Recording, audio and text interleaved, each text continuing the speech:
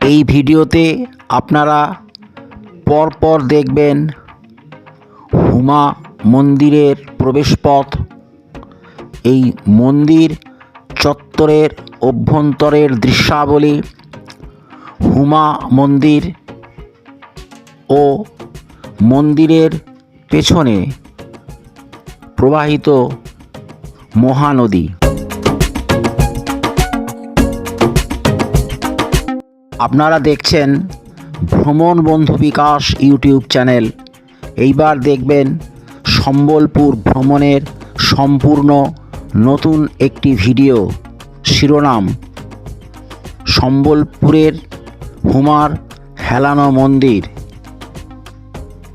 এই ভিডিওর ক্রমিক সংখ্যা 211।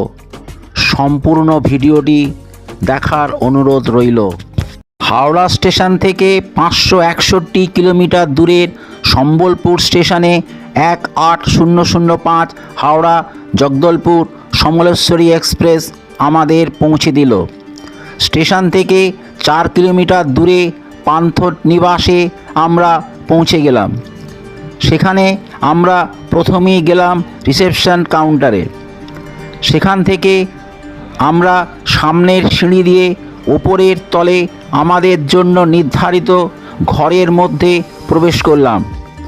এখানকার প্রতিটি ঘরই এসি এবং অ্যাটাচড বাথরুম আছে। এই ঘরের ভাড়া 1600 টাকা plus tax. Check out time সকাল 8টা। ফ্রেশ হয়ে আমরা নিচে নেমে এলাম রেস্টুরেন্টে কমপ্লিমেন্টারি ব্রেকফাস্ট খেতে। ব্রেকফাস্ট খাওয়া শেষ করে আমরা কার পার্কিং জোনে চলে এলাম। সম্বলপুরের বিভিন্ন লোকাল সাইট সিইং করার জন্য আমাদের নিয়ে গাড়ি ছুটে চলল সবুজে ছাওয়া সম্বলপুরের সুন্দর রাস্তা দিয়ে।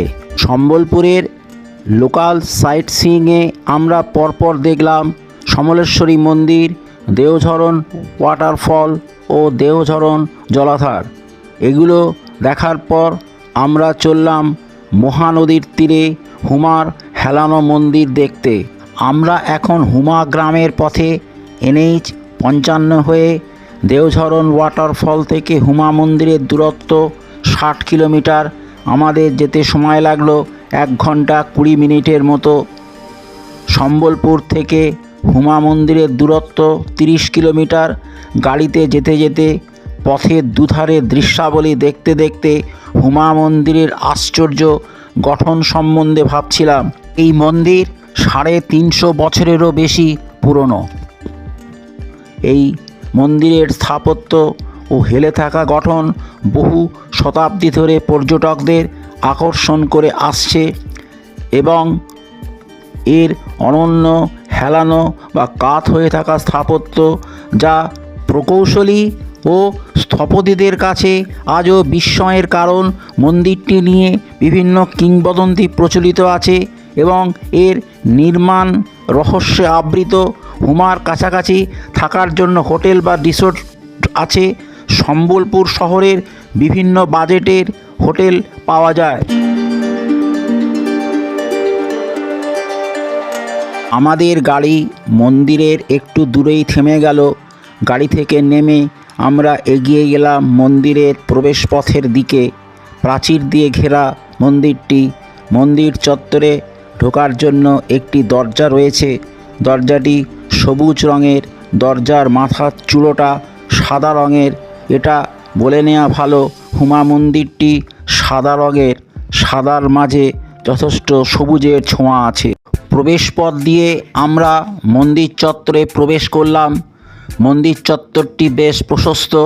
চত্বরের বাঁদিকে হুমার মন্দির। এই চত্বরে ঢুকেই ডান দিকে গদা হাতে বজরংবলী, অন্য হাতে ভক্তদের তিনি আশ্বস্ত করছেন। এই মন্দির চত্বরে অনেকগুলো ছোট বড় মন্দির আছে। এই চত্বরের মধ্যে অনেক বড় বড় গাছও আছে। এখানকার মন্দিরগুলোতে বিভিন্ন দেবদেবী পূজিত হন। একটা মন্দিরের সামনে একটা গাছে অসংখ্য বাঁধা অবস্থায় নারকেল ঝুলছে। মনে হয় যে মানত পূরণ যাতে হয় সেজন্য ভক্তরা এইসব নারকোল বেঁধে দিয়ে গেছে।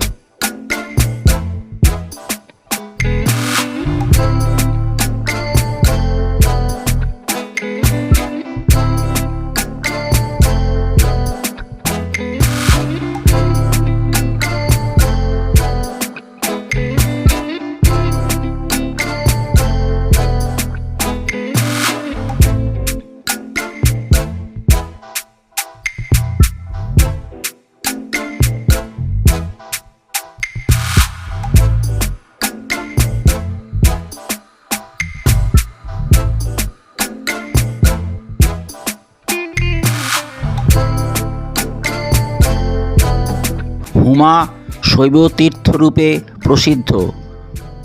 উড়িষ্যার স্বকীয়তা থেকে সরে গিয়ে বেশ কয়েকটি মন্দিরের সমন্বয়ে গড়ে উঠেছে হুমার মন্দির রাজি। সপ্তম আশ্চর্যের অন্যতম পিসার টাওয়ারেরই প্রতিরূপ যেন এই হুমার মন্দির। পিসার এই টাওয়ার হেলানো। ভারতীয় মন্দির স্থাপত্যে নজিরহীন হুমার প্রতিটি মন্দিরও হেলে থাকা। 1670 খ্রিস্টাব্দে বলবীর সিং চৌহানের তৈরি 47 ডিগ্রি হেলে থাকা মূল মন্দিরের দেবতা বিমলেশ্বর শিব। দেবতাও হেলানো, তবে মন্দিরের চূড়োটি হয়েছে সোজা। মূল মন্দিরের ভেতরের প্রবেশপথের ঠিক মুখেই আছে নন্দীর মূর্তি। আমরা যেদিন এই মন্দির দর্শনে গিয়েছিলাম সেদিন ভক্তের সংখ্যাও ছিল প্রচুর, তাই আমাদের লাইনে দাঁড়াতে হলো অনেকক্ষণ। মন্দিরের গর্ভগৃহের ভিডিও তোলা সম্ভব হয়নি।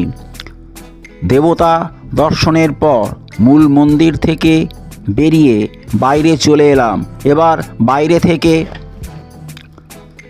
হেলানো মন্দিরকে ভালোভাবে দেখলাম। মন্দির গাত্রের শুভ্র রঙের মাধুর্য চোখ চেয়ে বারবার দেখতে হয়। HUMA লেখাটা চোখে পড়ল। এক কথায় মন্দির দেখে আমাদের মন তৃপ্তিতে ভরে গিয়েছিল।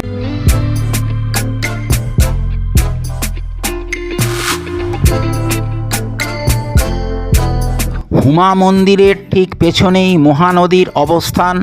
মন্দির চত্বর থেকে মহানদীতে যাওয়ার জন্য একটা দরজা আছে। দরজা থেকেই একটা বাঁধানো রাস্তা নদী অবধি চলে গেছে।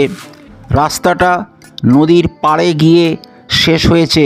সেখান থেকে নদীতে নামার জন্য অনেকগুলো সিঁড়ির মতো ধাপ নিচে নেমে গেছে, যেমন ঘাটে থাকে। নদীতে যাবার রাস্তার একধারে বিভিন্ন পণ্যের দোকান চোখে পড়ল। আর এক দিক ফাঁকা, সেখানে কিছু পৌরাণিক মূর্তি চোখে পড়ল।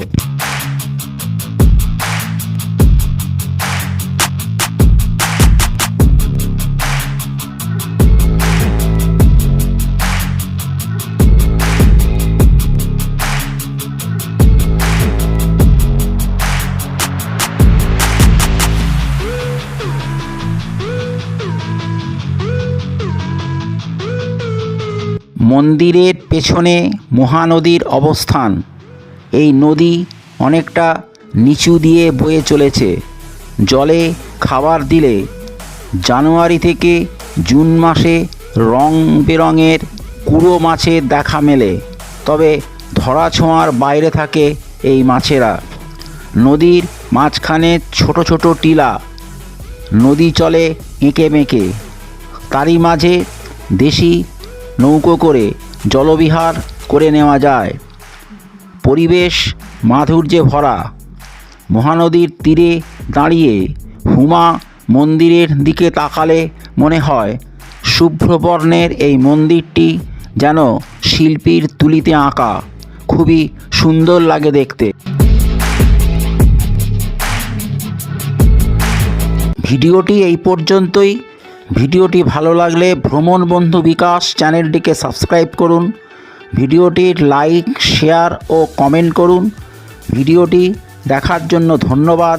আবার দেখা হচ্ছে পরবর্তী ভিডিওতে। নমস্কার।